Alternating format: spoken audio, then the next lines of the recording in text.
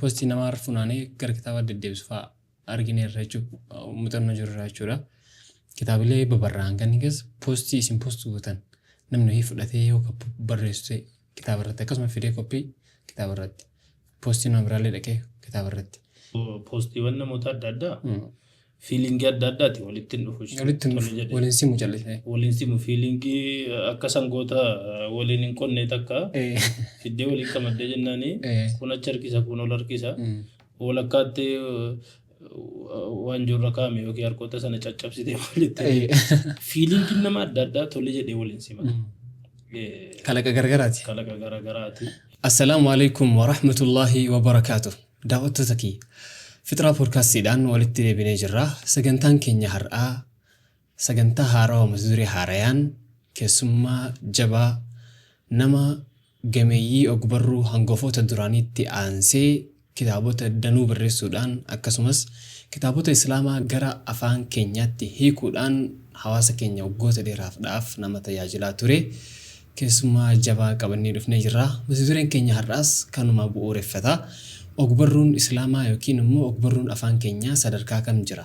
Ogbarruun islaamaa afaan keenyaa sadarkaa kam jira?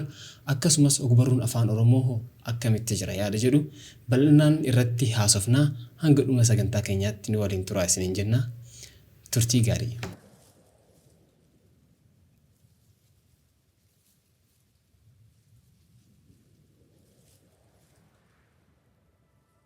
Assalamu alaikum warahmatullahi wabarakatuh. Waalaikum assalam warahmatullahi wabarakatuh.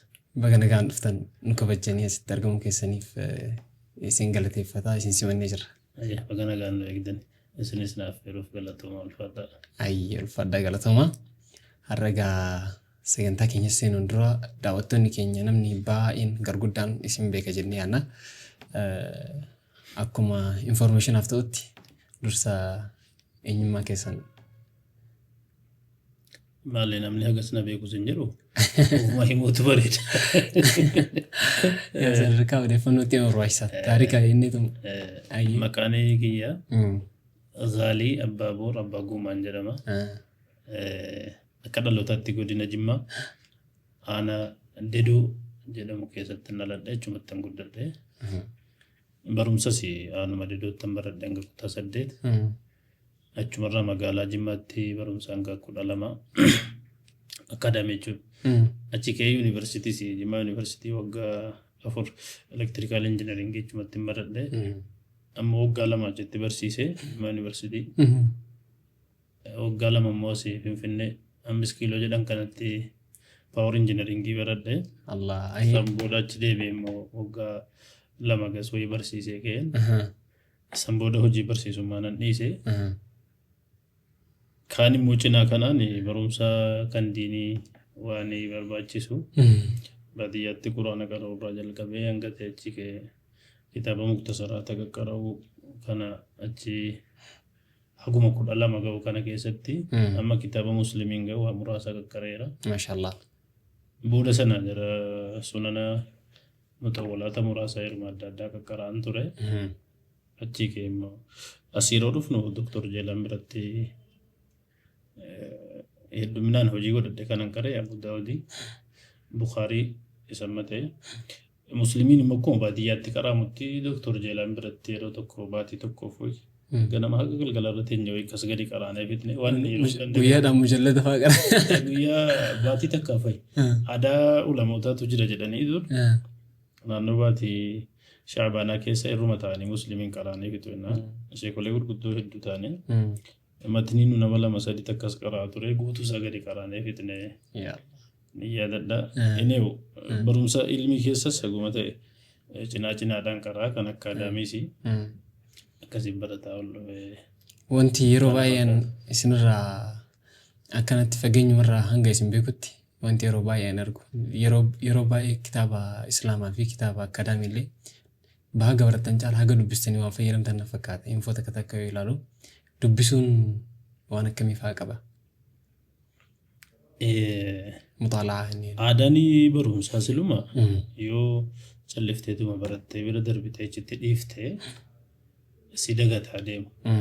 Yeroo waggaa tokko keessatti waan hedduu dagataa waggaa 2 waggaa 3 irraa turaadhatte ati digirii wayis barattee yookiin immoo kitaaba hedduuf yoo qaraate yoo deebiftee hin dubbifne yoo deebiftee waan sanaan hin hojjenne nama hin barsiifne ofiittiin hojjechuudhaaf irra hin deddeebine si dagataa deema. Waggaa fakkeenyaaf ati kaatee siviil injinaringii barattee waggaa 10 yoo tokkotti hin hojjetin dubbisin turte almost nama san baranne akkuma nama hin barannetti garaagarummaa tokko illee hin qabu. Kitaaba qara'us akkasuma. Amma Abu Daawudiin Bukaarii qaree waggaa 10 fayyaa yoo lafaan kaasin ittiin qara'in maalin jedhin hin xaala'ini isan qareen hin garaagarummaa. Maana addaan qabu. Sanayii fi yeroo adda addaa dubbisuun waa barsiisuun riisarchii adda addaa hojjechuun deddeebisanii sababa adda addaatiin waan sana gara gaggalchanii ilaaluun isatti sila baratti irra hedduu si fayyada.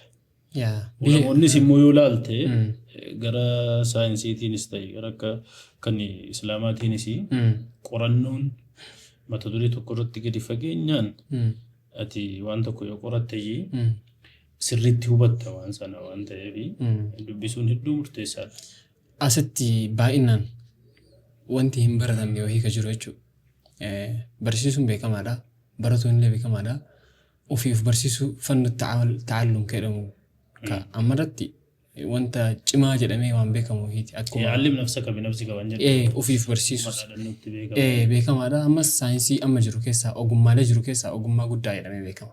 Ofiif barsiisuun inni kunuu isa kanarratti yaada yoo qabaattan jedhee wal qabata waan ta'eef dubbisaan. Akka kan islaamaatti guutummaan guutuutti sanan fayyadamaan dogoggora. Naqlii barbaada jechuudha. Naqala sunnaadhumatu Rabbiin subhaanahu wa ta'aalaa ofiif Jibriilitti hime. Jibriil dhufee Nabi Muhammadin barsiise sahaabonni isaan irraa baratanii taabi'oonni sahaabota irraa baratanii akkas jedhaatii walirraa darbaa dhufee nu ga'e. Akkuma sana aaduma sana barbaada. Yeroo garuu bu'uura fudhattee jette aadaa sanarraa itti bal'ifachuun hubannoo itti cimsachuun hojiirra oolchaa jabeessaa deemuun gahee keeti. Al tokko fudheerettee calliftee taa'uun isa qofa nagaa jechuun dogongora guddaadha. Garuu isuma of qofaan dubbisuun viidiyoo qofa laalee kitaaba qofa dubbiseen of gahaani dogongora guddaa uuma. Inni kun akka islaamaatti yoo osoo sheekarraa waa hin hubatin akkaataa ulamoonni itti hojiirra oolchan akkaataa jarri itti hubatan akkaataa jarri itti namoota waliin jiraatan irraa fudhatan dhufeen badii guddaa uuma. Kanaaf tafsiira quraanaa keessattis hadiisa keessattis waan adda addaa keessattis seeruma kakaa'anii deeman ulamoonni. Amma ilmi islaamaatu wanticha maanaa baruu qofaa miti. Maanaa isaa baruu qofaa miti. Konseptii baruudha. Maal jedhe Abu Abdurrahmaan As-Sulamii kan jedhamutu akkataatti quraana qaraan yeroo dubbatu علمنا الذين كانوا يقرؤوننا القرآن جد وري قرآن نبرسيسا ترى نتهمني جد مال جد أني جركا عثمان بن عفان عبد الرحمن بن عوف عبد الله بن مسعود كن وري قرآن ببرسيس جرمتي يرو آية تقول أن إرجما ربي را برتني أما متني كارو لگا يرو برتني لم يتجاوزوها يسيبرن دربانو جد حتى يتعلموا منه العلم أنقبرهم سسيكي سجر برنوت متنتي كارون استيبي تكوميدي متنتي ديبني علمي سكيس جرو براتو علمي سكيس جرو مماني معنا سا إرجان سا تفسير ساماني براتو إذا كفت ولا عمل جد أكملتي مهجر أولا استيبي سدفا أكملتي مهجر أولا هو التجتشون بارتي براتشو كيسا بارتي أوف دندي ويتي تبياني سا صديقة با قرآني استيبي صديقة استيبين دورا متني cuma dubbisuudha nama hedduutu dubbisa kana nama tilawaa jedhama ni qara tilawaa jedhame inni lammaffaan immoo ergaa isa keessa jiru baruu hubachuu maaltu itti fedhame tafsiira isaa hubachuu inni sadaffaa immoo isa tafsiiruma irrattuun xiqqaata namni matni qaree tafsiira hubatu yoo wal bira qabdee madaalte baay'ee xiqqaa isa qaroo guddaadha inni immoo hojiitti jijjiiruu bira dhuftu isa sana irratti xiqqaataa dhuftu ergamaa rabbii akkasitti barsiisan jechuudha rabbiin utuma kitaaba qofa baraa barbaade tawraatiin injiiliin callisee buusee inni isu inni nabiyyoota ergee fi akka jarri hubachiisan akka jarri hojiitti jijjiiranii agarsiisan akkanatti sagadama akkanatti qabsaama akkanatti jiraatan bayaana jechuudha tubayyinun modeela waan ta'aniif akka islaamaatti sana barbaada isaan kaalis addunyaa kanarraa ilaalte jalqaba sila muuxannoo lafa jiru fudhachuun barbaachisaadha ati haaraa lafaa cinqamuu barbaachisu. Yookiin mushaafahatan. Isa sila jiru fudhattee kaateeti achi waan biraatti dabalta ati immoo. Amma teknooloojii addunyaa ilaali. Guddina Jarmanii yoo ilaalte jalqaba kan Ameerikaarraa koppii godhaniitii ka'anii. Bakka isaan guddatan irraa ka'anii iddoo jara jiru irratti dabalatee kan biraa. Akkasuma qaroomni akkasuma walirraa dhaalaa deema. Keessattuu warri lixaa kinoo jarraan ala suruddahabiin kan islaaman jirame achirraa ka'an jirre miti. Isa sana irratti jirre beezii islaamaa sana irratti achumaa ka'anii sirriidha kuni.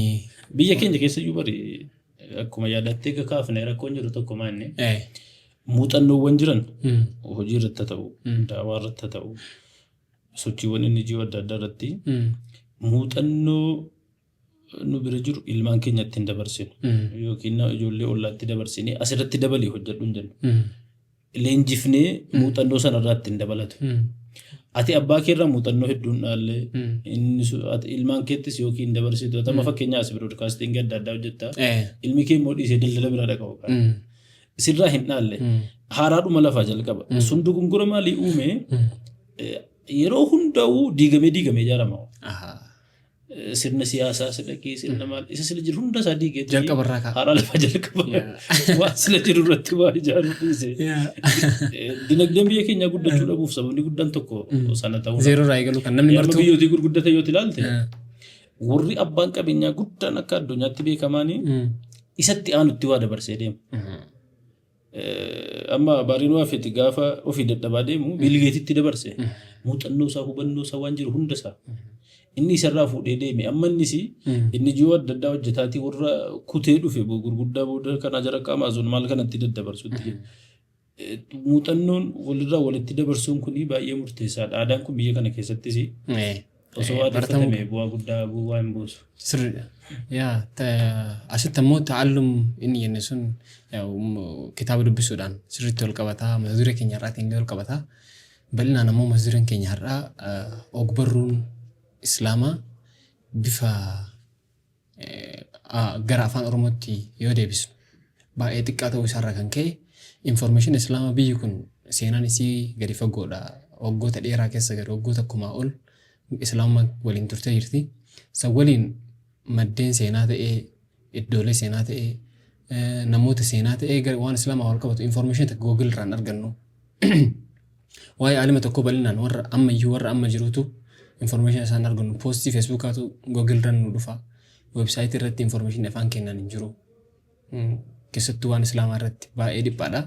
Inni kun ogbarruun afaan keenyaa maaliif kana mudatuu danda'e akka sababaatti jalqaba irratti? Bismillah.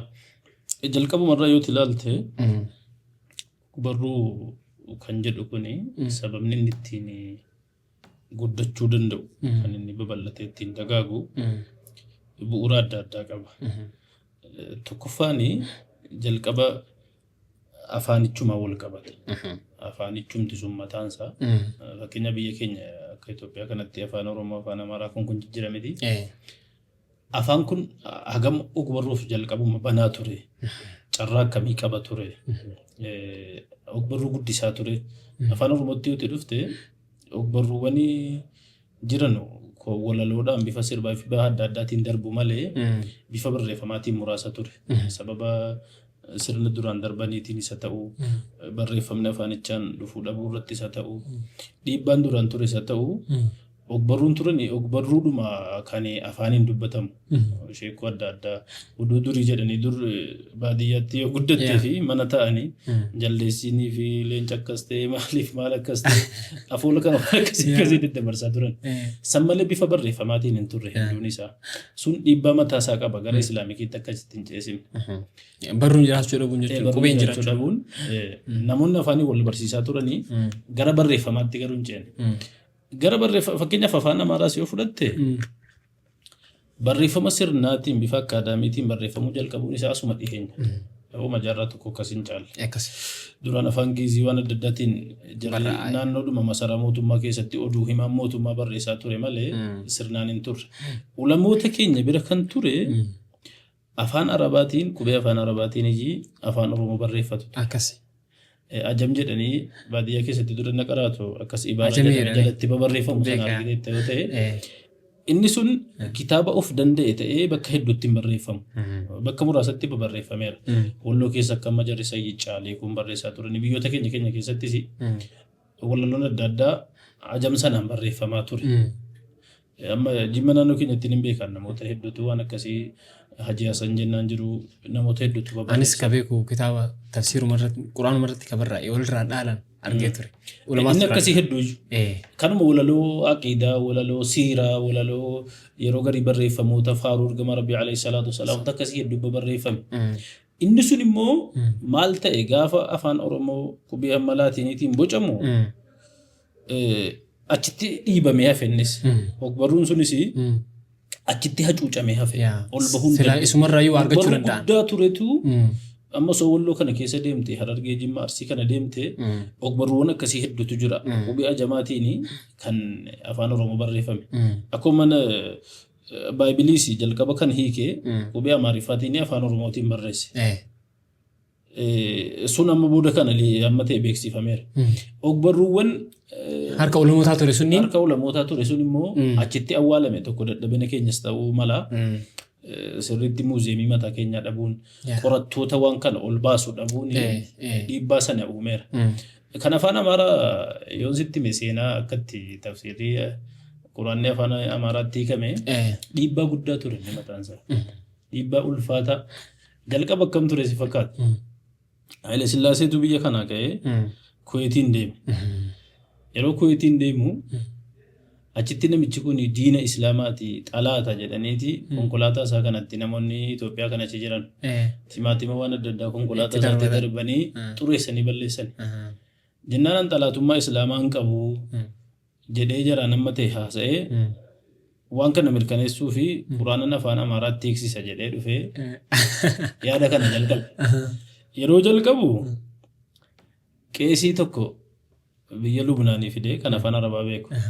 Qeesii biyya Itoophiyaa jiru walitti qindeessee Quraanicha kana fuudhaatii afaan Amaaraatti hiikaa jire. Nama afaanuma qofa beeku waa'ee afaan Arabaa beeka sun qeesiidha. Malee waa'ee waan beeku. Kun immoo afaan Amaaraa beeka. Jara walitti qindeesseeti afaan Amaaraatti hiikaa. Waa meeqa hiikamee masbiratti Quraanni nama Quraan hin beekne hiikamee awwalumaa tafsiiruma sanuu jechuudha. Sana hiikanii fidaniiti. Geessitti hiikamee. Fincisiisee ka'ee Muftii Bashiir kan jedhaman yeroo sana rahmatullahi alayhi as jiru turan. Muftii Bashiirii fi Muftii Gommaa kun hiriyaa waliiti. Warra Azharitti barate. Muftii Gommaa ni beekta ta'a. Aalima cimaa. Muftii Bottoo. Dhalootaan nama Harargeeti asliin isaanii. Jimma keessatti nama bu'aa guddaa buuse. Akkas. Aga muummee ministeeraa nama isaan biratti waa babbarate raayyaa abbaa macaa kuunfaan. Akkasii. Hiriyaa isaaniiti. Isaaniin hiriyaa walumaan bahanii Muftii Bashiir as turan. Yeroo sanayyii Quraanin wada Amaarinya astorogamku jedhee Haile Sillaaseen kottuu laale jedhee itti kenne. Muftii Bashiir kun akkas fuudhee laale iqirtaa argulleen ቅዱስ ቁርአን ሳይሆን መጽሐፍ ቅዱስ ነው jedhe. Dhiifama naa godhaa kun Quraana osoo hin taane ቅዱስ macaafa qulqulluudha malee Quraana miti jedhe. Akkamuma akka jetteedhaan itti lolanii hedduu maal jennaan ani isin sodaadhee hin sobu kun Quraana miti jedhe. Akkam taa'ee ati taa'ee hiiki keedhani ani ni hiiku jedhe. Eenyutu hiikaree jennaan namni hiikuu danda'u jira jennaan eenyuun ni fideennaani Sheekh Muhammad Sanii Habiibii fi Sayyid Muhammad Sadiq jara kana lamaantu hiikuu danda'a jedhe. Jennaan ala dhagaa Haile Sillaasee inni zaatun godhanyooti jedhe. Jennaani kan jarri tonkolenyaa ta'ani siifi malee amantii jaraatiifi miti. Haqa wallahi yaa Allah. Jarri siifi tonkolenyaa ta'an malee amantii jaraatiifi miti. Warra kanatu warra dursee dammaqee akka namni ilmiis barachuu wajjin akkaadaamii baratu godhanii Sayyid Muhammad Sadiq sun nama baay'ee cimaadha. Seenaan isaa inuma agas hin beekamne malee nama dandeettii olaanaa qabu. Sheekh Muhammad Sanii Habiibuu namni mana barumsaa galcha akka akkaadaamii baratan dhiibee kallattii irra kaa'ee barsiisee achi kaanii barsiisaa mana barumsaa adda addaa ta'anii naannoo Walloo waan adda addaa as paarlaamaas galanii muslimni Itoophiyaa akka kanatti baay'ina qabaana cuucamaara waan jijjiidhu kan addunyaatti babarreessaniiru. Isaa fi tonkoleenyaa jedha Haile Sillaaseen ta'e. Jara sanatti hiikaa jennaan jarumatu hiikaa jedhe. Fidigaa haa hiikanu. Jennaan as dhufanii taa'anii Finfinnee kanatti hiikuu jalqabani. Gaafa san mana wayii kennamee fi waggaa tokkoof miindaa wayiis jaraaf kutamee taa'anii hiikuu jalqabani. Osoo hiikanii amma rifattii kan fixanii ulamoota afaan Amaaraa beekan Oromiyaa keessa Amaaraa keessa bakka adda addaa jiran kanarra fidanii kaa'anii akkasitti mirkaneessanii xumuranii jedhe. Ala fixanii jedhanu abbaa 30,000tu maxxanfame kitaaba. Uummata Itoophiyaa yeroo sanaa akkasitti hime fixa. Maaliif maxxansiisanii? Biyyoota Arabaatti ergee kunoo Quraanaan afaan Amaaraatti hiiksisee jechuudha. 30,000 kana hiiksiseeti muuziyeemii keessa kaa'ee isa kaan biyya Kuwait biyya Suudiitti ergee akka namatti immoo hin kennamne godhe. Yeroo maxxanfamu sana Qadaamawii Haile Sillaasee baggoo fakkaadanyinatti taatame jedha.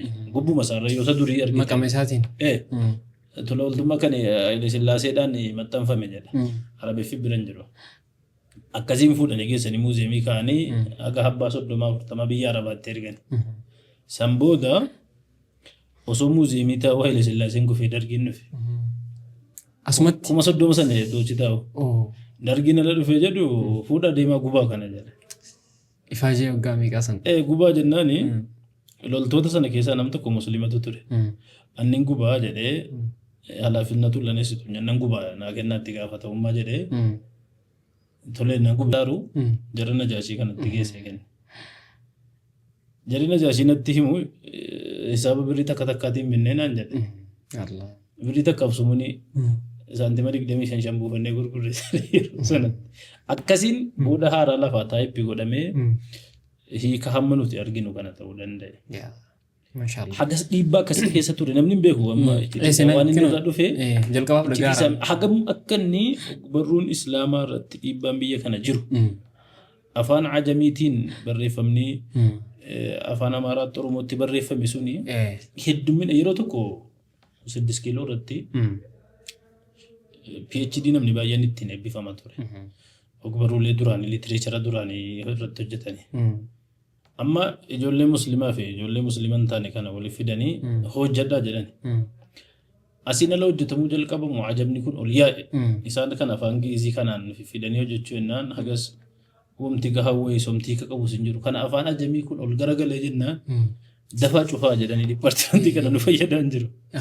Akka mootummaa kam keessa ture inni? Maal ammuma dhiyeenya barreessumu kan dhiyeenya kana hiriyoonni keenya ittiin PhD adda addaa ittiin eebbifaman. Warri finoloojii keessa jijjiiran adda addaa kun riisarchii ittiin dalaganii? Riisarchii PhD waan maastarii waan akkasii kana kitaaboleen jara akka Sayyid Caalii kun warri jara akka Sheekul Abbaa Jamaal maal jijjiiru ulamoonni gurguddaa warri duru warri hamma inni sun funaanamuu dhabuuni hedduu guddina literaaturii Islaamaa biyya kanarratti dhiibbaa uume. Waan irratti hojjetamuus qabu. Muuziyeemiin banamee namni gaafa riisarchiidhaaf barbaade dhufee achi argachuu qaba. Namni gadi taa'ee isa sana tahqiiqa godhee ittiin eebbifamuu danda'uu qaba. Adda yuunivarsiitii kan mootummaa qofaa miti. Islaamik yuunivarsiitiin biyya keessa jijjiiru waan kana irratti hojjechiisuu qaba. Kabira jedhe amma kitaabni Dr. Muhammad Rashad Abdallah haqqaqamee beeka biyya keenyatti. Kitaaba silaa bu'aa akkamii qabu mujallada 4-5 jiru sana barataan PhD maastariitti eebbifame sirriitti ediit godhee. Tafsiiruu san Fathur Rahman.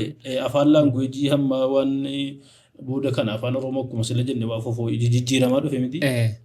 Akka dhaloota hammaatiin dubbatu godhanii ediit godhanii silaa namni 2-3 maastarii PhD ittiin eebbifamuu danda'a. Suniin hojjetamne inni jira dammaqina gara sanaan dhabametu Islamic literaaturii afaan Oromoo kana irratti dhiibbaa uume na fakkaata.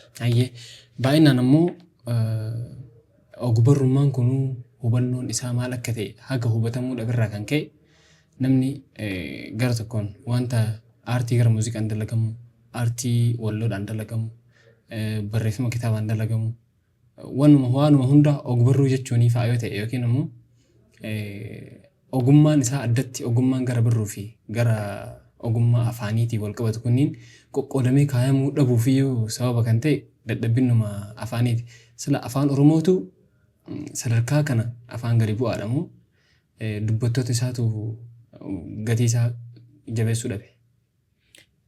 Qoodama siluma gosootii barreeffama irratti barreeffamni akka Arabiffaa Ingiliffa keessa yoo ilaalte yeroo baay'ee barreeffamoonni beekan waa sadiitu jira.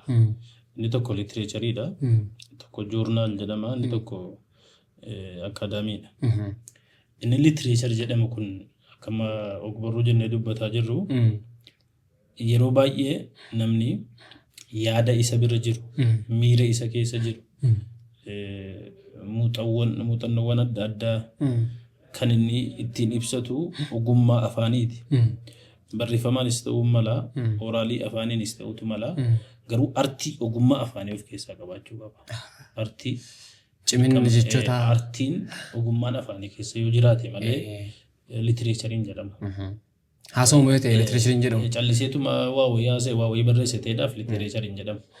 Fiilingii isaa haa ibsu namni miira isa keessa jiru, immooshinii isaa, aayidiyaa isaas waan isa bira jiru kana yeroo ibsu language artii sirriitti fayyadamuu yoo qabaateedha. Ogbarruu jedhama yookaan literaachari jedhama. Wanti inni dubbatu kun fiilingii isaa haa ibsu malee, immooshinii isaa haa ibsu malee direct ofii isaatii faaktii ta'uu dhabuun hin mala ogbarruu keessatti. Waa wayiituma calliseetuma asoosamuma waa wayii uume akka oduu durii jedhame akka sheekoo jedhame waa wayii jedhame ergaan dabarsaa jiru sirriidha malee direct eventiin inni himaaru suni dhugaa ta'uu dhabuun hin mala. Fakkeenyaaf gaafa zamana wanti marti haasoftu sawwayteedhaan. Jaldeessa akkana taate, dureen akkas goote maali jedhama. Yeroo baay'ee literaachariidhaan ibsama kun. Gara joornaalizimii yoo dhufte, joornaalizimiin akka gaazexaa waan adda addaa jedhamu kana jedhamiti. Informaatiina jiru, dhugaa jiru iyyuu uummatatti dabarsa. Inni faaktiidha. Taatee wahii, waan uummata wahii mudate. Fakkeenyaaf hidha haaromsaa Abbaayinee eebbifame biyya Ameerikaatti waan akkanaa ta'e biyya akkanaa akkana guddatte magaalaan akkanaa ikoonomiisiin kufee faaktuma hamma jirtu malee waa wayii fakkeessiteetii miti kanatti ibtu. Inni kan akaadaamii yeroo baay'ee qorannoo adda addaati. Qorannoon isaa kuni anaalitikaaliidha. Odeeffannoo funaana, odeeffannoo sana taa'ee xiinxala, xiinxala sanarraa tiyoorii adda addaa, faaktii adda addaa baasa miti. Inni sun almost theoretical and analytical jedhameetuma waan beekamu. Inni kuni hedduminaan naannoo manneen barnootaa yuunivarsiitiiwwan adda addaa irratti waan hojjetamu. Saayinsaawwadha. Gara ogummaa isa ogbarruu jedhutti hogga dhufu akkas guutummaatti waan daangeffame natti hin fakkaatu. Yeroo baay'ee barumsi akaadaamiis ogbarruu keessatti akka waan hammatamuuti. Akka tumaasa biyya keenyaatti waan akkasii waan itti fakkaata. Hagas waan guutuu adda baheen se'u. Ogbarruu kana gaa warri dur hamma walaloo adda addaatiin jedhanu, sirba adda addaatiin jedhanu seera ogbarruu eeguutti xiqqoo wayyaadha hagam beekutti biyya keenya keessatti. Walaloo adda addaa yoo dhaggeeffatteef mirrisa amma gara Harargeetti yeroo baay'ee jijjedhamu kana yoo dhaggeeffatte seera afaanii kana artii afaaniin guuttata. Seeraan. Qaawwii booda kana dhufee barreeffama keessatti hanqina guddaatu uumamaa dhufe. Barreessitoota kitaabaa. Barreessitoota kitaabaa. Barreessitoonni kitaabaa kun sababni inni uumame maali jettee waa hedduun arguu dandeessa. Tokkoffaa warri waa barreessaa hedduun isaa dhaloota naannoo magaalaati. Warra afaan. Dhaloonni naannoo magaalaa kun immoo aadaa fi duudhaa safuu achi ture sana ogbarruu hawaasa keessa ture kanarraa fagoodha. Amma ilmaan kee as naannoo magaalaa jiru kana waan hedduu jaldeessee kana bokkisee sangaan hin barooduun beekanii. Hundumaa iyyeedhaan beekuu danda'u. Hundumaa isaa iyyee jechuutti.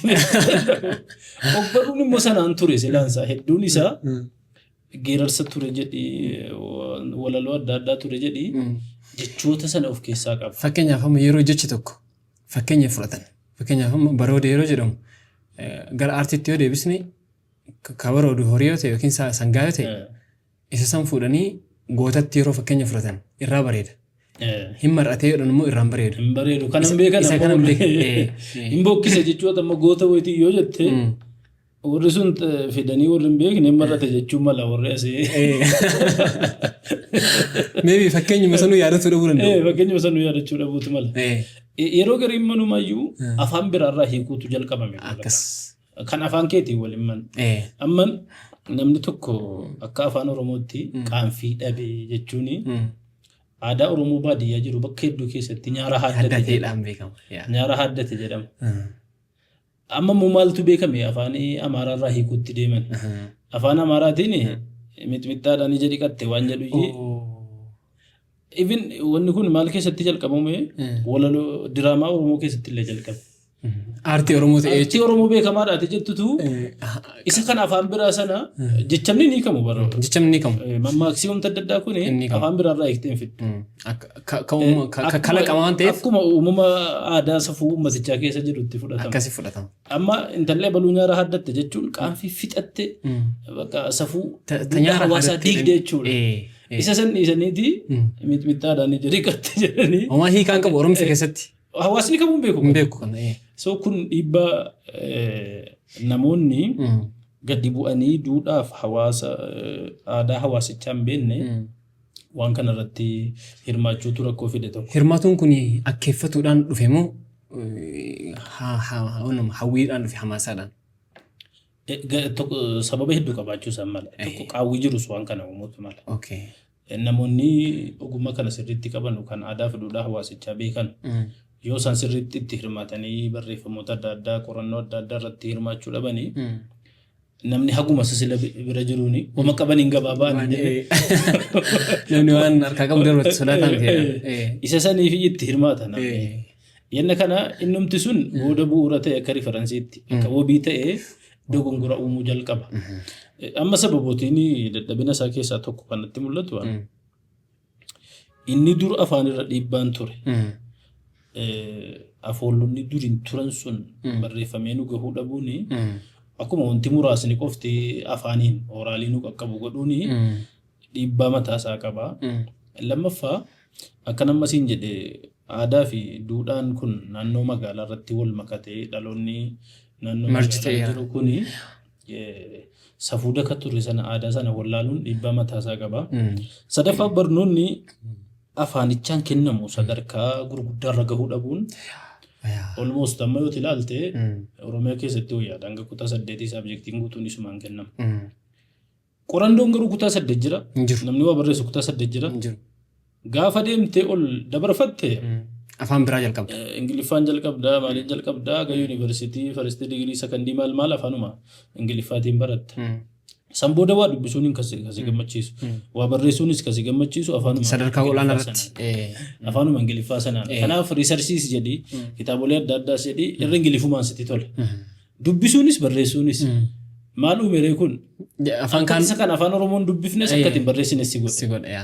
Sun dhiibbaa guddaa mataa isaa qaba. Sun immoo riizaltiin itti aanuyyuu maal fideyyuu riisarchiin akka afaanichaan dhabamu. Qorannoon barreeffamoonni adda addaa. Sana ta'uu maaliree afaan qorannoo akka hin taane godhaa deemettu dabalata.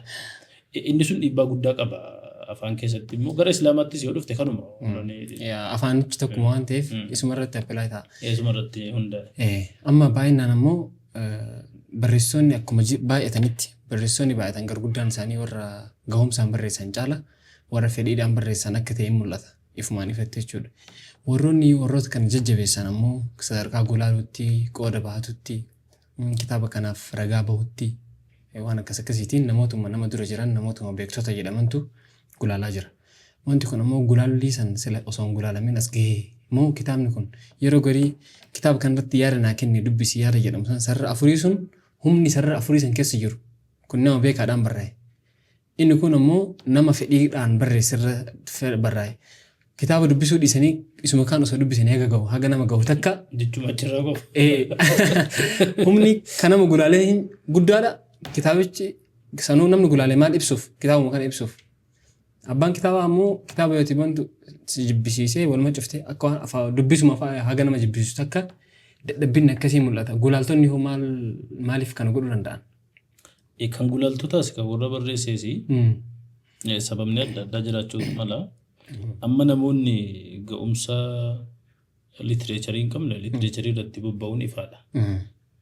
mul'ataadha kitaabolee gara tokkoon bu'aa qaba pozitiivan qaba miidhaas immoo akkasuma akka waliigalaatti hin qaba tokkoffaa miidhaa odeeffannoo dabarsu sana keessatti dogongorri baay'annaan dogongorri yoo baay'ate miidhaa hawaasarraan ga'a lammaffaa afaanuma sana sirna afaanii seera afaanii eeguu dhabuu irrattis miidhaan qaqqabsiisa. Kun amma maaltu nama mudata sababa barreeffama adda addaa kitaaba ediitiin haa godhi maal namni jijjiidhu hedduutu natti ergaan. Kan baay'ee si rakkisutu jira. Maaltu si mudata?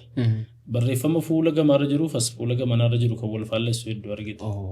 Namni barreeffama sana dubbisu garaagarummaa yaadaa jiru wal dhabbii hayyoota bira jiru yaada wal faallessu sana hubatee fidee ka'ee yaada sana walitti araarsee isa kanatu irra sirriidha jedhee wayii kaa'uun hubanne.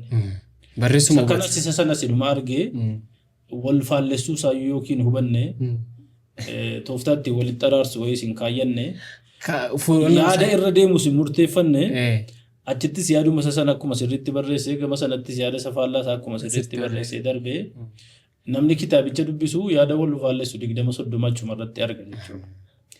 Seera barreeffamaa keessatti immoo namni jalqabuma mata duree tokko irratti nama barreessu kitaaba hedduu dubbisuun riisarchariin tokko maal jedha kitaaba tokko barreessuun dura kitaaba 70-80 dubbisii jedha mata duree sana irratti.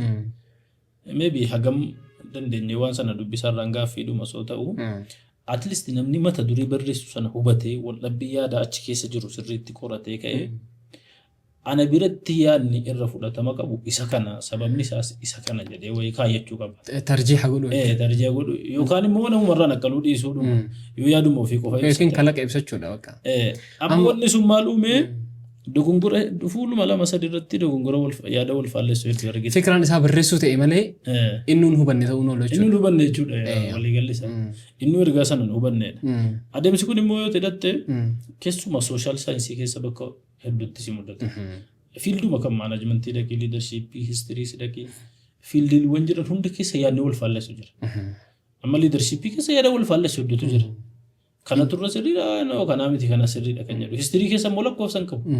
Seenaadhuma kaanii osoo teenya dubbanne seenuma ulamoota keenya irratti hedduu wal dhabu. Akkas. Seenuma ulamoota keenya namuma sumas fagoo dhiisi. Isa achi bara saabotaa dhiisi. Asuma teenyeetuma fakkeenyaaf seenaa Dooktor Abduu Shakuur asumna jenne waa hedduu wal dhabu. Akkanan turre akkana turre akkana jenna. Namni kitaaba barreessu seenaa maddarraa arge lamaan kana arginaan walitti fidee ka'e inni sirriin kana ta'uu noolu sababni isaa kana jedhuu qaba. Akkas sababa waliin namni kun yeroo sana achi hin jiru kun ammoo information hagana qaba waan ta'eef kanatu yaada fudhatama sababa reasoning isaa ibsachuu qaba. Reasonichis garuu scientifical ta'uu qaba. Scientifical ta'uu. Ammas isa reasoning illee ka dhugaa fakkaatu ta'uu qaba yookiin at least yaa.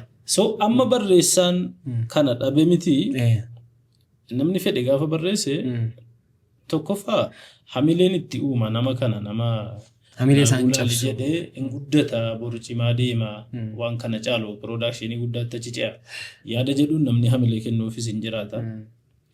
Namni kaan immoo dubbisuudhumaaf yeroo hin qabu eenyuun naa gulaalee kasnaa godhe jedhee itti deddeebi'ee cinqee qoluma laalee ofumarraa kutuudhaaf jecha yaada sarara 2-3 wayii qofa barreessee barreessaa cimaadhaatti dheedhee barreessee jabaadhuu cimaadhaa akkas jedha inni ofii keessa isaa ulaalee sirriitti inni sun dogongora akka bakka madda biizinasii ta'uu noo hin mul'atu fakkeenyaaf kitaaba haga qabiyyee irratti xiyyeeffatan caala mallaqa achirraa meekkoodha wayii yaadaa barreessuu inni kun aartii qooda miidhaa keessa galuu danda'a.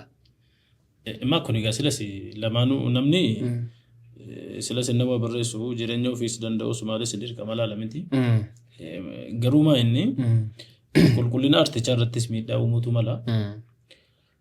Aartii isa hawaasaa barbaachisurra isatti maallaqa argatu irratti xiyyeeffachuun hin mala.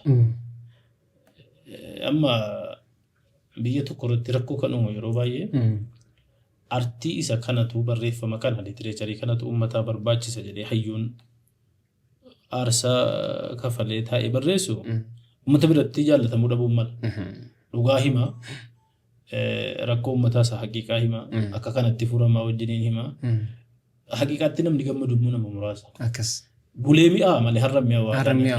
Eegeen du'e booda fa'a maqaan isaa kaa'agana. Akkasii. Amma yoo kaate immoo calliseetuma nama biratti ni jaallatama jette waanuma har'a uummanni fedhii uummata guddoo gale gurratti kennitee dhaggeeffattee uummanni waan akkanaa gammadaadha har'a jettee yoo gabbaatee barreessite itti milkooftaan dhaadheeffamtaa itti dhaadheeffamtaa maal jettaa garuu uummata sana hin fayyadu bu'aan buusu.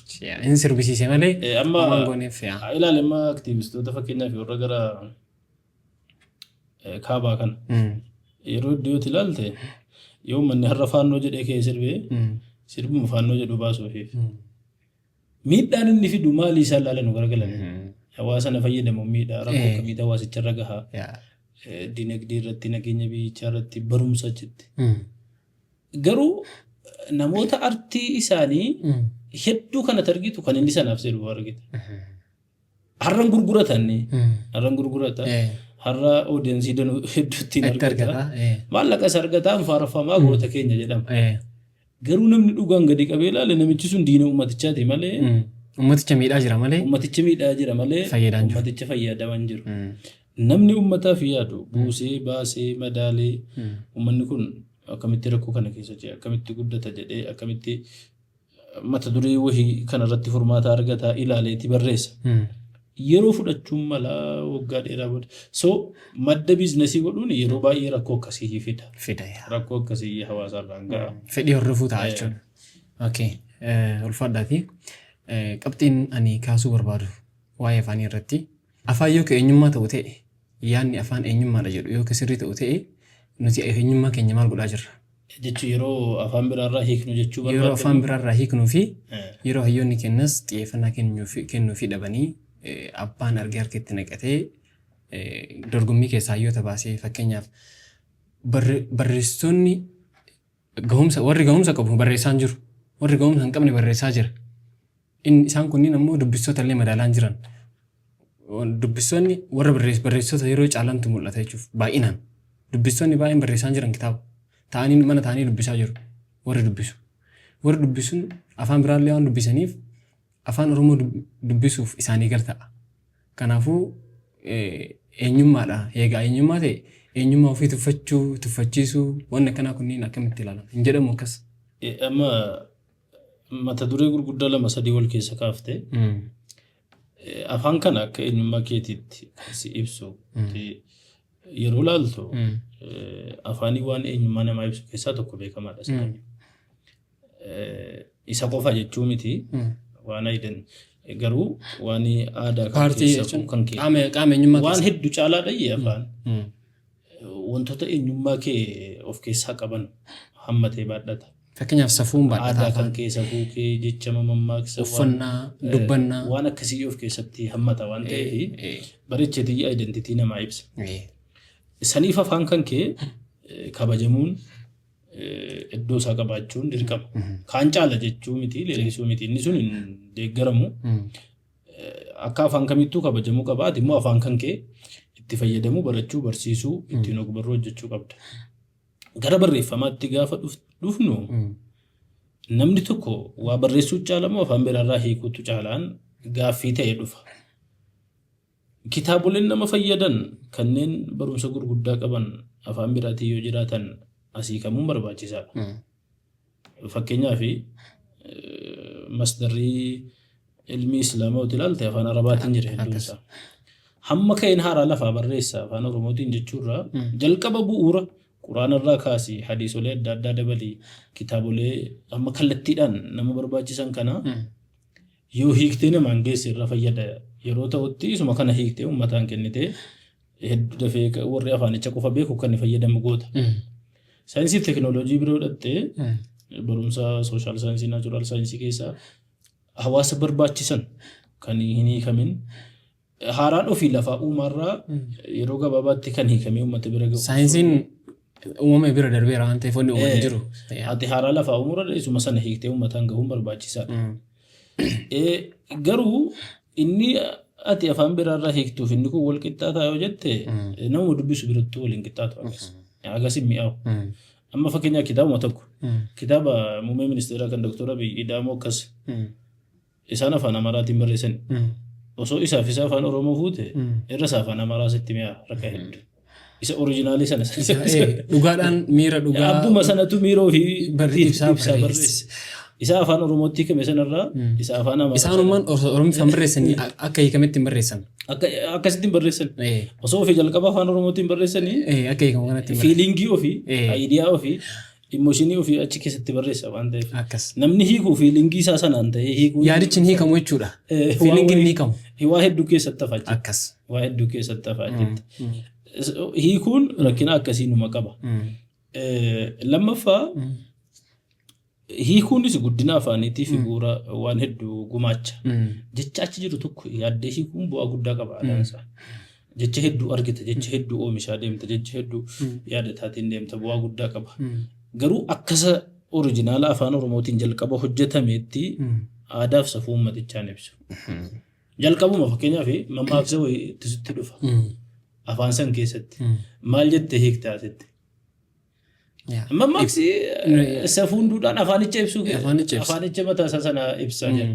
Warra sanaaf gala dhugumaan. Warra sanaaf gala malee yookiin ati mammaaksa afaan Oromoo keessa jiru kan biraa barbaadde waan isa sanaan wal yookiin afaan isaaniitiin jettee kaatee yookiin himuudha malee biyya isaaniitti akkana jettee ibsuudha malee. Kanaaf amma fakkeenyaaf quraan afaan Oromootti Amaarifaatti afaan biraatti inni hiikamu isa sana quraana jechuun dogoggora. Dhandhama hin qabu. Dhandhama quraana qabaachuu. Quraanuma jechuumattuu hin ta'u.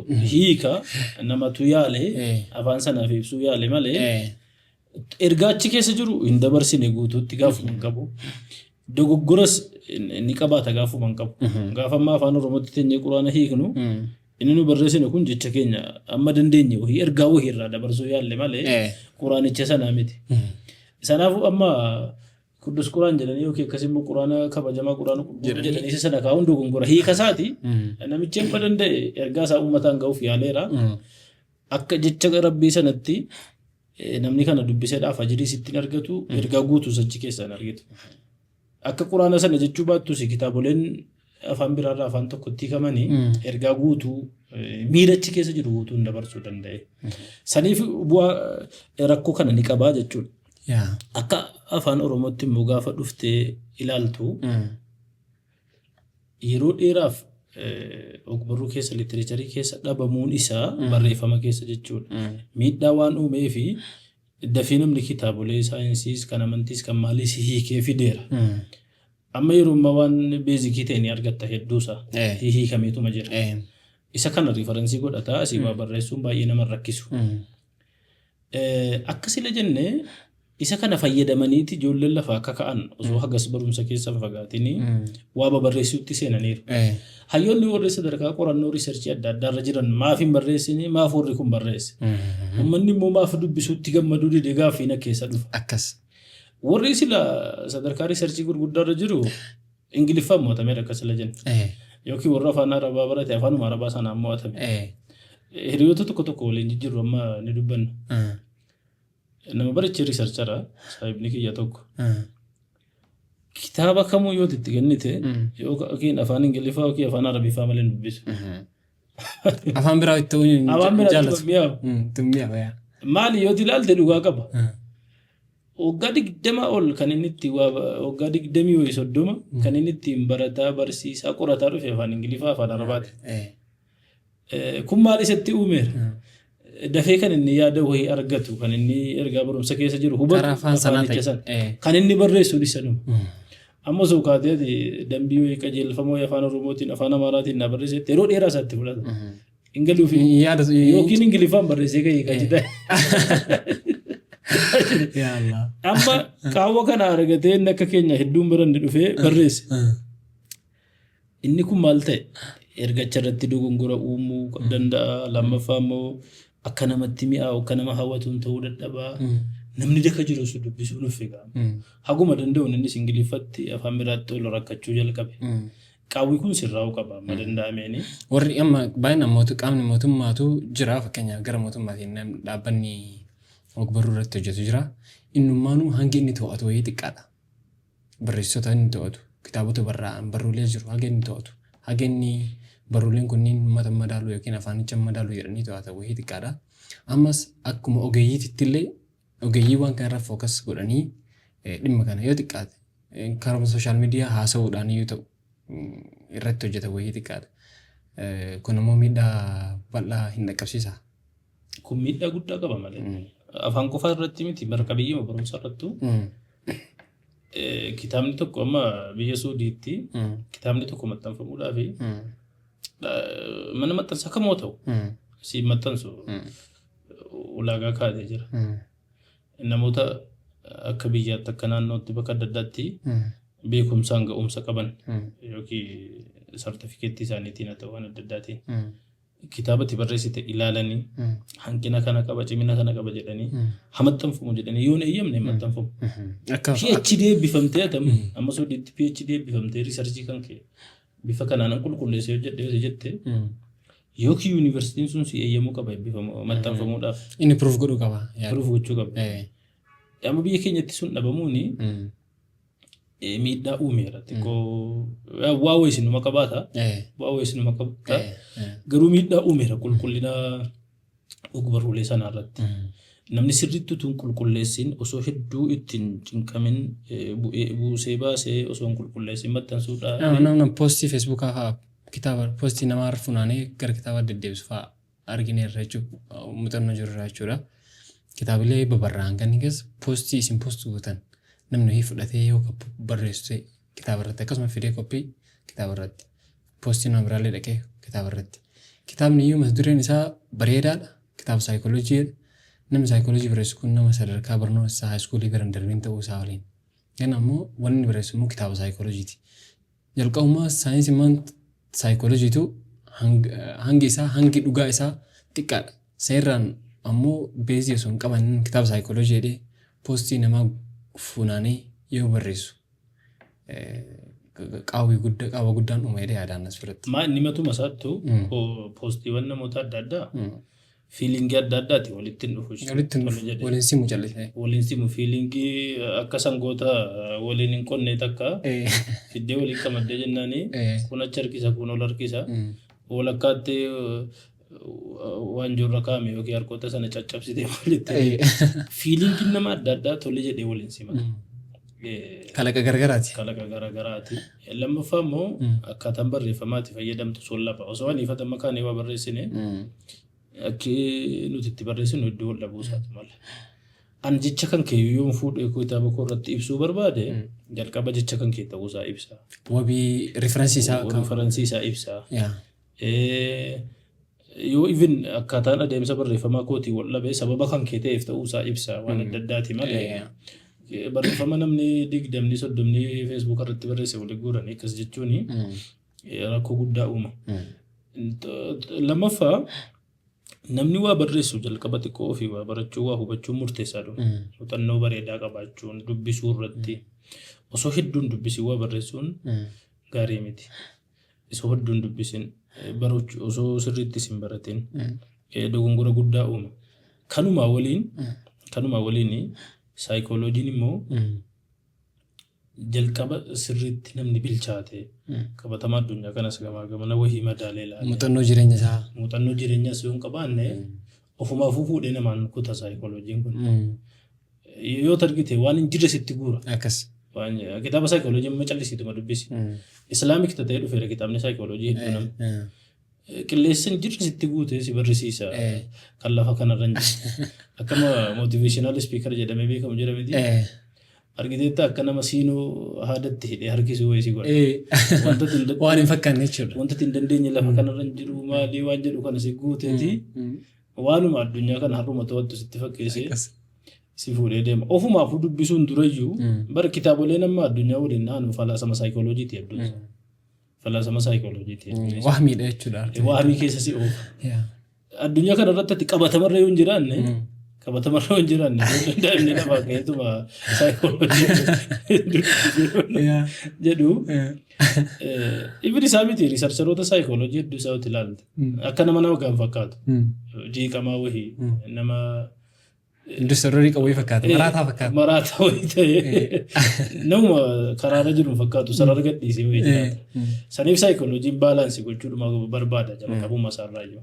Sanuu ammoo namni dhufee kitaaba saayikooloojii ta'ee dhufee koppii peestii yoo godhu mama afaanillee hin simu saayinsiillee hin simu miidhama uumuu bichaa ta'a. Miidhaa guddaa fida. Hayyee hanga ammaa waliin turretti baay'ee waan information baay'ee walitti qabanne jedhee yaada.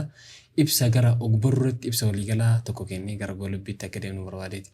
Ibsa ogbarruutti akka fudhannuuf ani yaade keessaa ogbarruun afaan keenya ogbarruu jechuun dandeenyu baay'ee barruu waan hin qabneef jechuudha. Dur ogummaan afaanii gara afaan Oromootiin jiru dur gara sirbaatiin haa ta'u gara nashiidaatiin haa ta'u gara oduu duriitiin haa ta'u gara seenaa haasoo afoolaatiin haa ta'u wanti inni godhe wahii seenaa namaa wahii exaggerate godhee nu kaahee yookiin guddisee seenaa nama fakkeenyaaf goota osoo hin ta'in nama goota jedhamee jira. Nama osoo diina hin ta'in diina jedhamee jira. Nama osoo gantuu hin ta'in gantuu jedhamee jira seenaa keessatti jechuudha. Inni kun immoo humna afaan irratti hojjechuu aartii afaanii humna walloo barraa'ee karaa walloo darba baay'inaan afaan seenaan maaliin illee jechuudha. Karaa walloo barraa'ee darbee jira. Aartiin wanta jiru akka hin jirre fakkeessee waan hin jirre akka jiru fakkeessee kaayuu danda'a. Isa kan irratti dhiibbaan uumee fi faayidaa inni fide. Akka waliigalaatti humna isaatti fayyadamuu dhabuun keenya waa dhiibbaa inni fide jira. Fakkeenyaaf seenaa ulamoota baay'ee hin barroofne walloodhaan hin kaa'amne wanti ulamaan hojjetan baay'een wanti taariikni islaamaa biyya keenya keessa qabu hedduun gara afaaniitiin nu dhaqqabne dhiibbaa bal'aa qabsiisee jira moo faayidaa qaba waan keessanii? Ogummaan keessumaa aartiin inni kan laangujii humna guddaa qaba. Humni isaa baay'ee cimaadha. Nuti itti fayyadamne gaafuma guddaadha. Amma jijjiiramoota addunyaatti ilaalte hedduun isaa ka'umsi ogummaa ogartii kana. Ogartiidha hedduun isaa. Fakkeenya jijjiirama siyaasaa, jijjiirama dinagdee humnaan akkasii fidee dhukaasuu dhiisu malee polotikaa biyya kamii jijjiirama isaa sababni ogartiidha. Sababni isaa. Yeroo Haile Sillaaseen gufuu fudhachuu dandeessa yeroo dargii waan adda addaa jijjiirama siyaasa biyya keenya ibin kanuma yeroo wayyaanni dhiyeenyaa fudhachuu dandeessa. Kan uummata sana kaase maali? Aartiidha. Kan uummata sana dammaqsee jedhee barruu fi walloodha. Barruu walaloo sirba waan adda addaa sana. Kanaaf litireechariin humna guddaa qaba. Litireechariin sammaa ogbarruu jedhamee barreeffama qofatti daangeffamu osoo hin taane kanneen walaloo geerarsa adda addaa sirba of keessaa qabu suni humni isaa ulfaataadha. Humni isaa ulfaataadha. Yoo maaneejiin godhamne waa tolchuuttis waa bareechuuttis akkuma amma saayikooloojii sila jenna. Saayikooloojii yoo gara bu'aa qabutti si dhiibe hamileen jirre si keessatti uume si kaasa. Isa simti yoo dhufte isa kan ogartii kana artii bira dhufte humni isaa baay'ee cimaadha. Humna kana yoo fuute hawaasa tokkotti leellifte kabaja itti uumta kabaja hin qabnes kan qabus ta'e. Yoo rukuttes hawaasa sana hawaasa boodatti hafaa kufaa wahii godha. Kanaaf Araboota keessatti dur namni shaayira qabu nama walaleessaa qabu baay'ee beekamaadha. Gosti shaayira cimaa qabdu. Gosti sun kabaja qaba. Gosa tokko anfunnaaqaa jedhameeti tuffatama ture dur uummata biratti. Anfunnaaqaa jechuun funyaanii gaalaa jechuudha. Amma shaayireen walaleessan tokko jara keessaa baheeti walaloo cimaa jedhee san keessatti maal jedhee uummanni kaan eegeedha, layliidha. Farzaqeefaa. Dura akkasi jedhee faarsee jenna. Booda kabaja godhate uummata saba namni saba akkasiiti jedhetti. Naareeshinuma saniin. Naareeshinuma saniin jechuudha. Kutee jechuudha. Naareeshinuma saniin.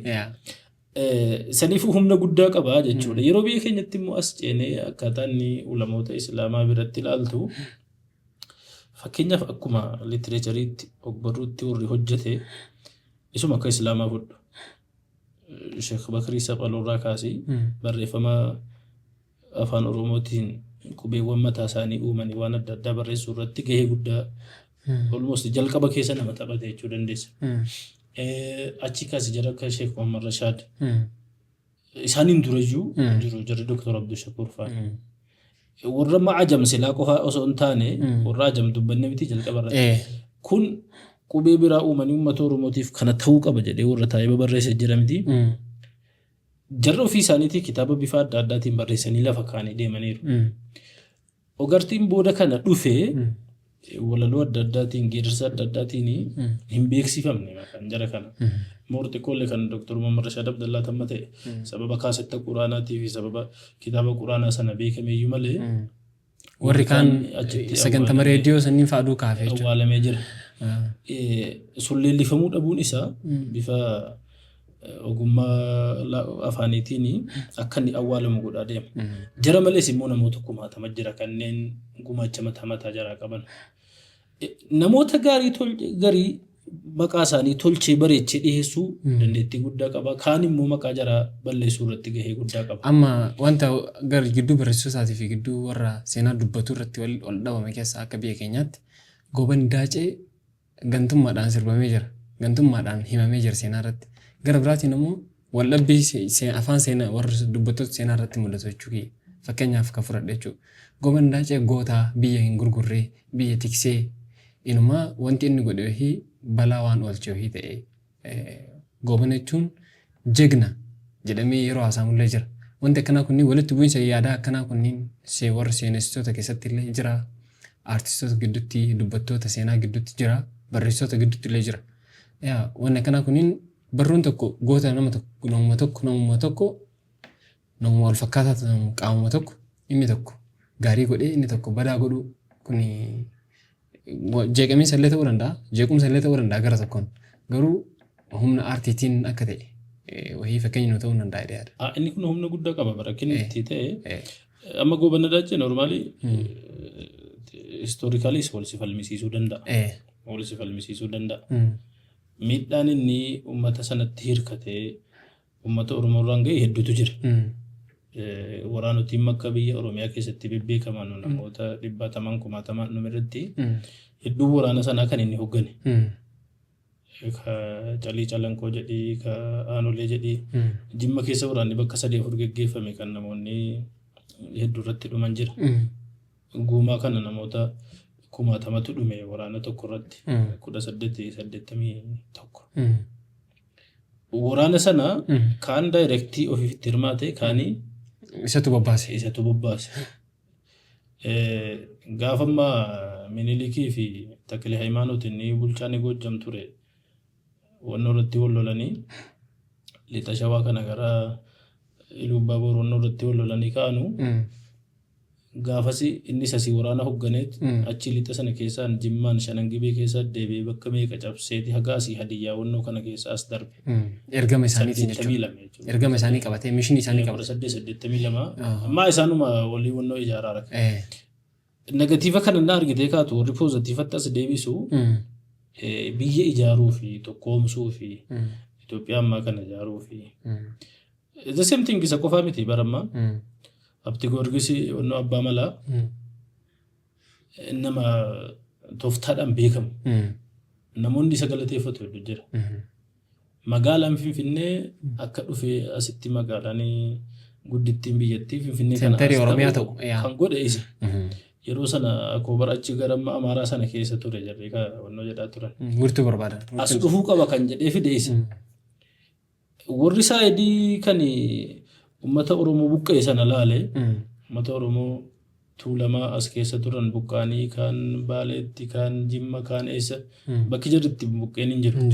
Amma Jimmaan almost aanuma hunda keessa jira uummanni Tuulamaa gaafa sanaati buqqee. Ganda nuti itti guddanne ganda keenya gararree ummata asii buqqee 10,000 jira. Still kan aadaa Tuulamaa asii qabu kan jireenyi isaa wannoon isaa guutu. Warri ummata buqqee sana laale isa nutti fide miidhaa kanaa jedha. Warri immoo magaalaan guddaan kun wiirtuu Oromiyaa keessa ta'uun Oromiyaaf bu'aa qaba. Warri uummata Oromootiif kabaja jedhee immoo laale isa ni galateeffate. Artiin immoo maal godhe jara kana lamaanuu bineensa nama nyaatu godhe. Amma Gobanaa jechuun akkuma arrabaa guddaa isaa ta'e akka nama biratti fudhatamu godhe. Artiin inuma dhumaatii Oromoo hin salphisee hin xinneessee warri jedhantu jira kanumarratti. Kun immoo qooduma aartiiti. Inni sababa wal lama falmisiisu seenaanuma qaqqabanii beekama. Akka waliigalaatti ogbarruudhaan wal qabsiisee mata duree kennaa wal qabsiisee yaadni waliigalaa fi ergaa waliigalaa qabdan yoo jiraate gara goolabbii deemaa waan jirruuf nuuf jedhaati itti fufna.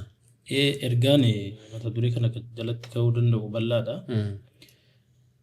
Tokkoffaa namoonni keenya literature yookiin immoo ogbarruu duraan ulamoonni keenya waggaa 100 dura 200 dura bifa adda addaatiin Islamic literature barreessaa turanii eessa turan jedhanii dhaloonni amma lafa jirutti xiyyeeffachuun baay'ee murteessaadha. Ogbarruuwwan kun afaanii qubeen isaa kaan Arabiffaa ta'uu danda'a, kaanii booda kan ammoo ofii isaaniitii warra qubee uumu ta'uu danda'a. Godina kamuu yoo deemte keessumaa naannoo musliimoonni hedduminaan jiran yoo ta'e ulamoonni waggaa 100 dura 200 dura ogbarruu bifa adda addaatiin kitaabolee gurguddaa barreessan achi saaxina wayii keessa kaa'amee kaarri riminyaa ta'e kaan dhokatee babbadee jira. Inni sun akka hambaattis yookaan immoo akka ogbarruuttis as baafamee osoo danda'ame walakkaa kanatti muuziyeemiin guddaa wahii baname kan Harargee jiru kan Jimmaa kan Arsii kan Walloo eessa bikka adda addaa Wallagga jiru walitti guuramee as kooppiidhaan isa ta'u walitti guuramee kaa'amee qoratamuun barattoonni isa sadarkaa adda addaarra jiran isa kana qoratanii ittiin eebbifamuun kitaaba tawhiidaa barreeffametu jira. Amma Islamic literaturein Quraanuma jalqabee hadiisa kan aqiidaa kan fiqhii kan siiraa kana jijjiiramiti almost hunduma kanarratti hojjetaniiru ulamoonni keenya. Afaan ajama jedhame sanaanii hunduma kanarratti hojjetaniiru. Kaan Arabiffumaan barreessanii kaan immoo qubee Arabiffaa sanaan afaan Oromoo godhanii barreessanii. Inni sun xiyyeeffannaa argatee namoonni gariin sadarkaa wanti sun qabu wallaaluudhaan achuma kaanii dhoksanii ta'an urirmi nyaate itti saalfatuuf as yeroo achitti bada.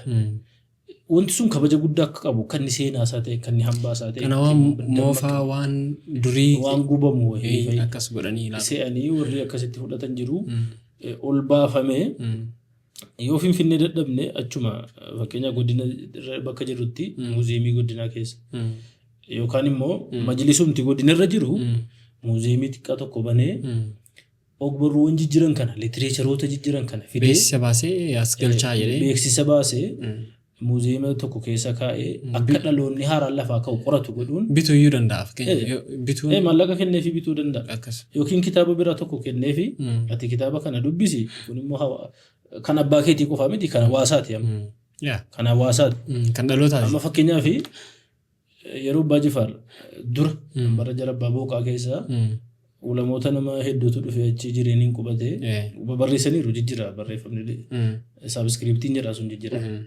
Inni sun amma kan ilmaan Abbaa Jifaar miti kan ummataati. Muxaxxaataati sanii. Kan ummataati fidamee bakka qorannoof tolu bakka riisarchiif tolu kaa'amee barataan dhaloonni haaraan qoratee barumsachi keessa jiru baasuudha qaba.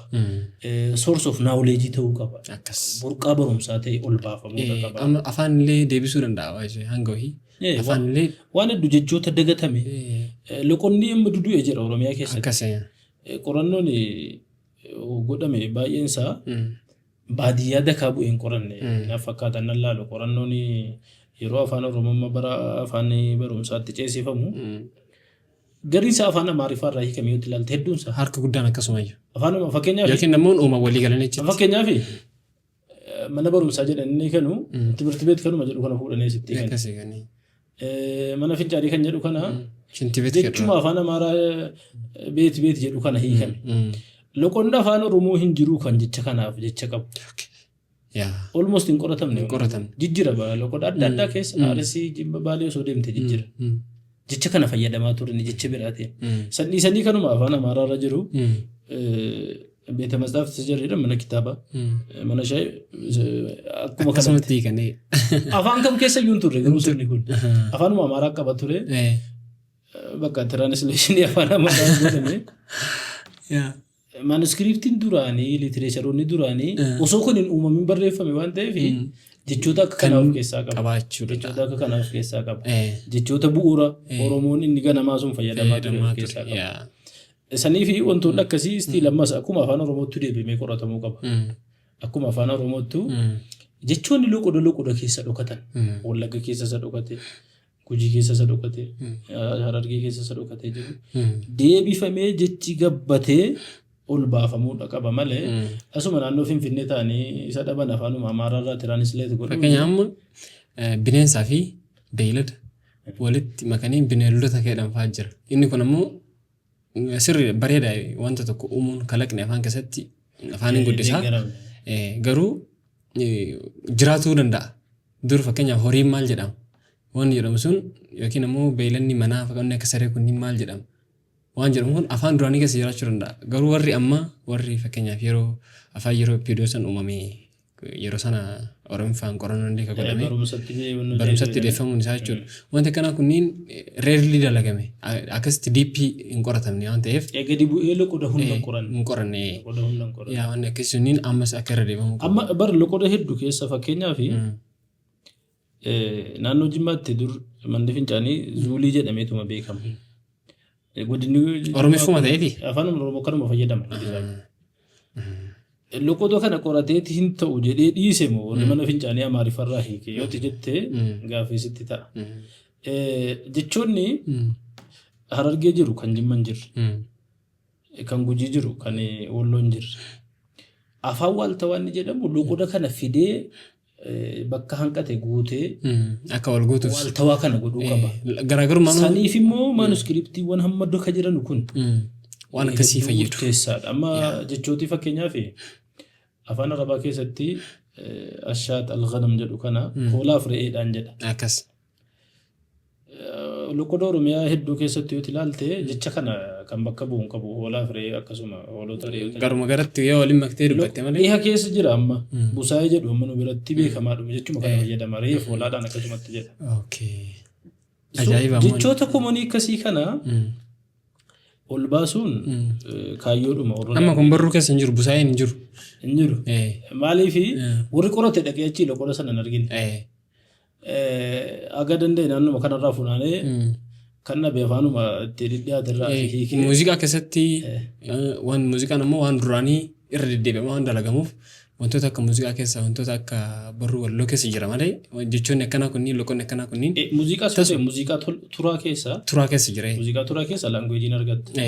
Kabooda kana hagamsi amansiisaa gammadda laanguweejii ta'anu afaan wal makate afaanii sabaaf sablammiidhaan magaalaa wal makate kun hagas madda afaanii ta'uuf rakkisa. Walaloon turaan sheekoon turaan wantoonni akkasii. Wanni cehee muhammara keessaa uumaa akka wallooti waan ta'eef sanniin keessaa ammoo hin argamaa yookiin ammoo akkasiin jettan soorsiidhaan gurguddaa barruu ta'an kan. Barreeffama tokko dhibba lama fa'i dura akkas akkasii. Isatti soorsii guddaa. Barreeffame sanarraa soorsii godhee madda afaanii seenaa keet hambaa keet waan hedduuf keessaa qabata. Kun dhaamsa guddaa tokko lammaffaa immoo warroota qabsoo godhanii barreeffamaan isa ta'u miidiyaadhaan isa ta'u bifa adda addaatiin litiriicharii afaan Oromoo kanatti as ceesisan dhiheenyaa kana jaraafis beekamtiin bifa adda addaatiin yeroo amma namni hojii guddaa hojjete qubee afaan Oromoo uumuu keessatti jarri akka Dr. Muhammad Rashaad jarri akka Dr. Abdul Shakur jarri Dr. Sheikh Abdul Jalil mataan jarri Sheikh Bakri Sabaloo qubee bifaatiin kanatti irra ta'a waan jijjiiru waan yaadan kompeer godhaa turan. Jarri akkasii kuni tokkoffaa yaaliin jaraa sunillee ol bahee beekame mul'ate uummata biratti beekamuu qaba. Gumaachi jaraa sunillee. Gumaachi jaraa sun kitaaboleen jarri bifa adda addaatiin barreessanis immoo ediitu godhamee amma waaltawaan uumamee namni hedduun qubee laatiinii bifa hamma bocameen fayyadamaa jira miti akkanatti bifa sanatti ce'u. Yuunivarsiitiin adda addaas illee fakkeenyaaf kitaaba tafsiira Dr. Muhammad Rashaad namni sirriitti ediit godhee PhD waan akkasiittiin eebbifamuu qaba. Yeroo maatuutu dubbisuu jette si dubbisuu diduu isaan mala. Ayinii bakka buusuudhaaf qubee isaan fayyadamantu jira. Inni sun ammasii galuu diduu isaatu mala. Nama hamma lafaa ka'u. So bifa kamiin ediit godhamuu qabaan namni haqiiqa godhamee maash godhuu qaba. Akka dhaloota bira ga'u hojii guddaadha amma tafsiroomnu kasirii walitti dhiyaata wanni isaan hojjetan sun. Tafsiroomni kasirii walitti dhiyaata. Waan hojii salphaa miti. Amma immoo almost eenyu dubbisaa rootuuti jettee namni dubbisaa hin jiru. Eenyutu kana qaawwa kana Ifin musliimoota miti kiristaanonni iyyuu amantiiwwan biraatu warri afaan kana dubbatu afaan sana kitaaba sana dubbisuun isaaniif madda ta'uu danda'a. Maal language hedduu keessa argata. Akkas garuu akka dagatamu kan godhaaru eenyuun hayyoota hammaati. Hayyoota keessumaa namoonni sila naannoo isaanii jiran qoratanii waan kana kitaaboleen afaan arabaa durii maal kun afaan giizis maalis amma taaqiqa godhamanii bahaa jiru. Kumaaf hin baane akkasitti waan jedhu dhaloonni amma jiru isa kanarratti hojjechuu qaba. Amma yoo dhufte miidiyaa laalte miidiyaaleen jarri ishee marrashaa jalqaban miidiyaan amma jimmatti yeroo jalqabaa kan yeroo 1928 akka afaan biyya kanaatti jechuudha. Naannoo sana keessa yeroo Haile Sillaaseen badu waggaa 5f raadiyoon banameeti fayyadamaa ture afaan Oromootiif afaan Arabaa afaan Xaaliyaanii dhufe miti yeroo sana. Amma almost seenaa jiru keessa afaan Oromoo jalqaba biyya keenyatti raadiyoon dubbate isa. Kan shamarrashaa sana booda ture. Yaa warri kan Sumaalee raadiyoo Sumaalee sunni gaazexaa urjii maali sanatti. Amma still sana namni tolbaasee dubbatu jiru. Gumaacha akka afaan Oromootti yoo dubbatu jalqaba ta'uu isaa waliin beekamtiin kennamneef akka biyyaattis darbaa ture malee immoo waan dhokataa wayitis miti. Achi kan shamarrashaa dittee dhufte warra gumaacha qaqqabu kana haga TV Afrikaatiin dhufu OBN dhufu warri labsaa ture kireeditii isaanii kireeditiin jala beekamu qaba. Akkas kireeditiin akka islaamikiitti yoo laalte mataa isaa qaba. Akka immoo afaanitti akka gumaacha sabaattis kireeditii mataa isaa qabaachuu qaba waan jedhudha yaadni kun. Yaa ulfaadha galatoomaa turtiin waliin gootanii fi ammas nu kabajnee si argamtanii sa'aatii bal'aa kana fudhannee marii bal'aa taasifneef baay'ee ulfaadha isin galateeffannee jirra. Yoo Rabbi jedhe gara fuulduraatti sagantaa biraatti walitti deebi'uu dandeenya inshaallah. Hayyee kabajamtoota daawwattoota kiyyaa sagantaa har'a qabannee dhufneen marii bal'aa goonii yaada bal'aa kaasnee turre. Yaada kanarraa immoo barumsi hedduun ni fudhatama muuxannoo hedduun ni fudhatama yaada jedhu qabna. Hanga sagantaa biraatti walitti deebinutti turtii gaarii keessanuu tura. Ammas sagantaalee keenya biroollee daawwadhaatii nu cinaa dhaabbadhaa yookiin ammoo nu waliin taa'aa isiniin jenna. Wassalaamu alaikum wa rahmatullahi wa barakaatuh.